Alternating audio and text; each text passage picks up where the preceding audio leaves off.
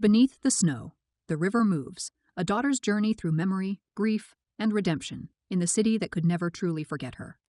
The first snow of the season came quietly, blanketing the city in white like a memory half remembered. It softened the edges of the world, dulled the sharp angles of rooftops, and turned streetlights into halos suspended in mist. From the rooftop of the old hospital, Han Sojin watched the city blur beneath her. She felt the weight of the snow accumulating on her coat, on her shoulders, like the years that had passed since she last stood here. It had been a decade since she left Busan, a full 10 years chasing a life stitched together with distance and denial. But time had a cruel way of collapsing when the past came knocking. And the past had come in the form of a plain envelope addressed in her father's familiar hand. No return address, no explanation, just a date, a place, and the kind of silence that carried weight.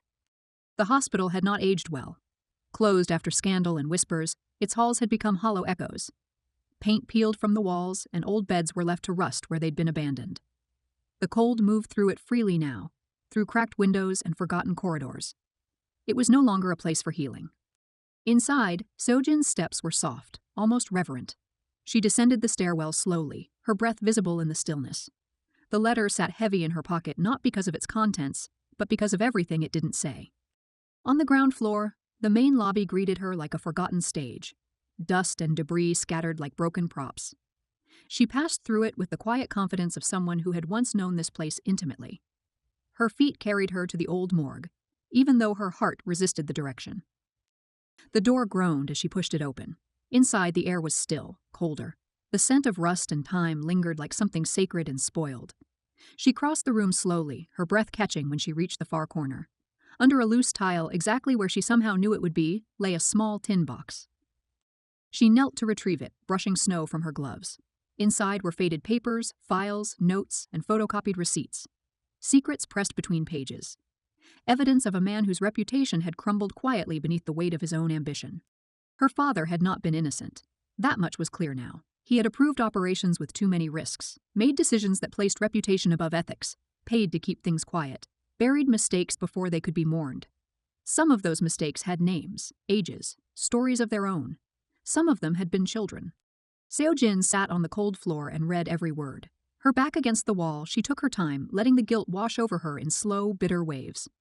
There had once been pride in calling him father. That pride had died quietly, somewhere in the years since. But the grief was a living thing, old but still breathing. When she rose, the box clutched tightly in her hands. She didn't look back. The snow outside had thickened into a quiet storm.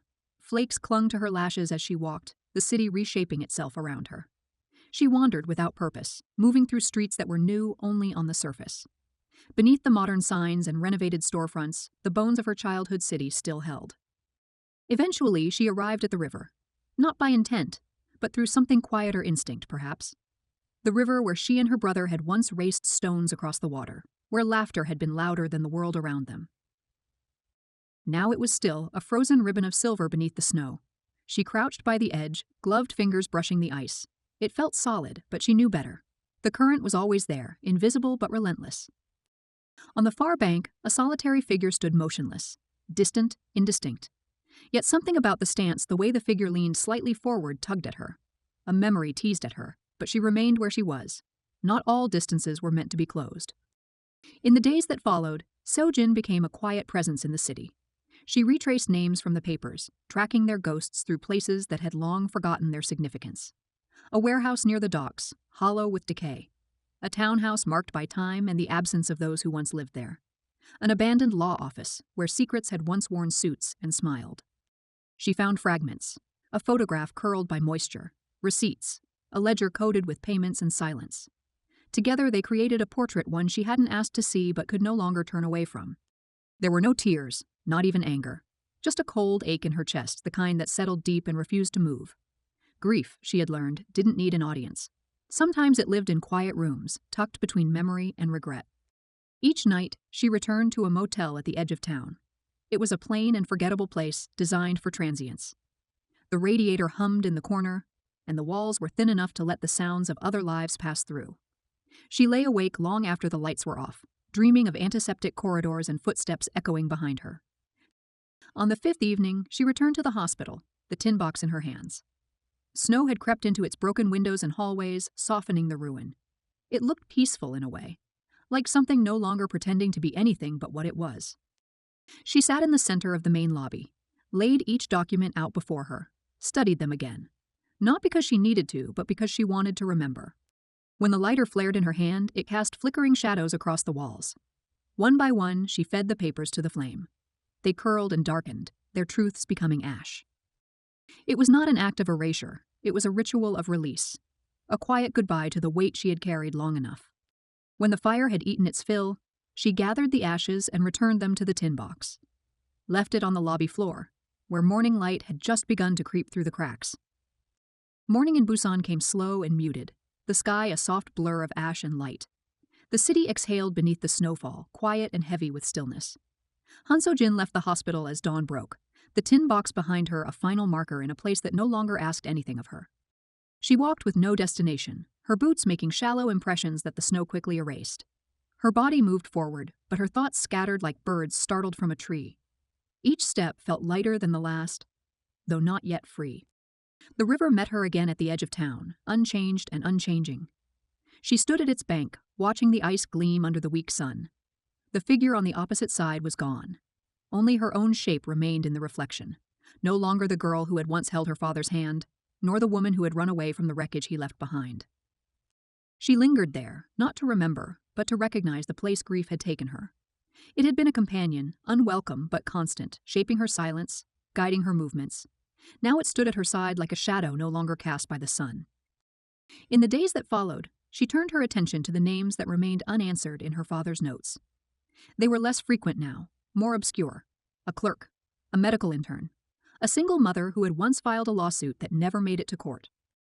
Seo-jin visited what remnants were left of their lives. The clerk's apartment had become a daycare, filled with laughter and paper crafts taped to windows. The intern had vanished into obscurity, his name listed in an old university newsletter as missing after the scandal broke.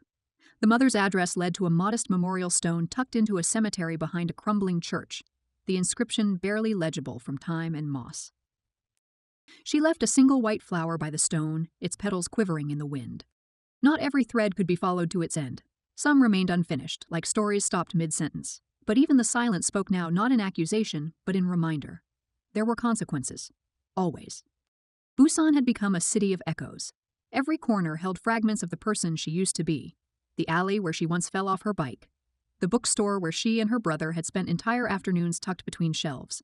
The overpass where she had waited alone the day the news broke of her father's suspension. Each place reopened a page, a wound, a breath held too long. But they no longer consumed her. Memory was no longer a trap, but a trail one she had walked far enough to know when to stop. The motel room grew colder as the days passed.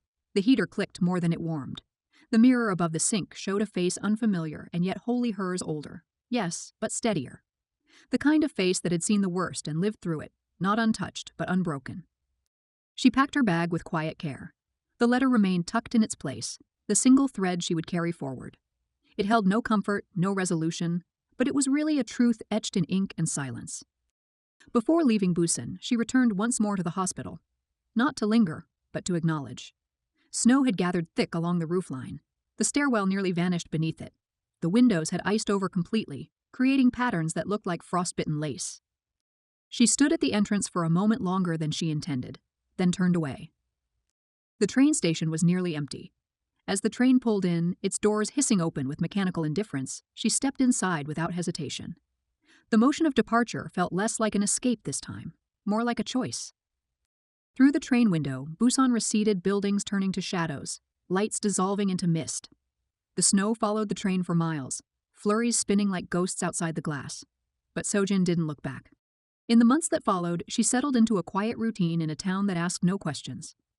She found work cataloging books at a private library, her days filled with dust, soft silence, and forgotten words. The quiet suited her.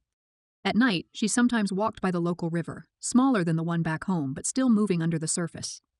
Her breath would curl in the cold, and for a moment she would feel the same ache. But it passed more quickly now. Time had not erased the past, but it had taught her how to hold it without bleeding. She kept a single photograph on her desk, one from her childhood, long before the scandal.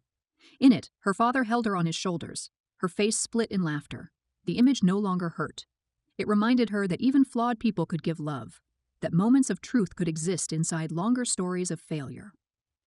Spring arrived subtly, first in the softening of the wind, then in the budding trees along her walk to work.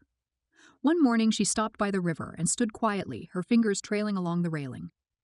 The snow had vanished, replaced by the sound of water finally free to run. It moved swiftly, confidently, and unburdened. And so did she.